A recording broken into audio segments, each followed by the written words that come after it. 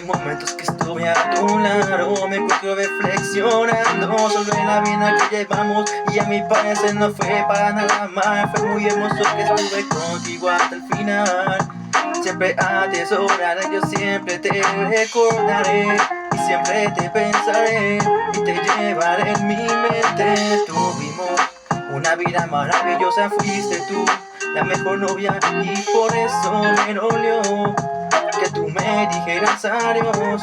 Ojalá que todos tus sueños se hagan realidad y que tú sin mí la vida la puedas gozar y disfrutar. Pero por favor no me vayas a olvidar. El primer beso fue mágico, el amor que me diste fue magnífico. Te juro que jamás te moraré y tampoco trataré de quitarte de mi ser.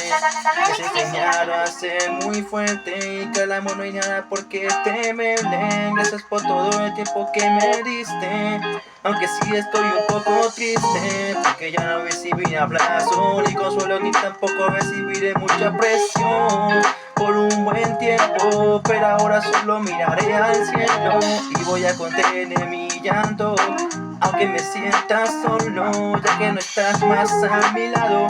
Siempre te extraño y en mi corazón siempre te guardo. Una lágrima cayó como una gota de lluvia, veo de felicidad, lo cual no puede verlo con una lupa.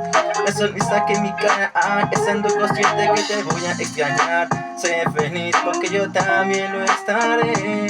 Mis metas yo las alcanzaré y las lograré, igual que tú yo las perseguiré. Estoy muy orgulloso de que por lo menos nuestro amor duró por un tiempo. Te agradezco de nuevo por haber estado conmigo en los malos y buenos momentos. Cuando piense en ti voy a sonreír, cuando piense en ti lloraré, pero estando feliz porque seguiré agradecido contigo, y con esta canción yo me despido.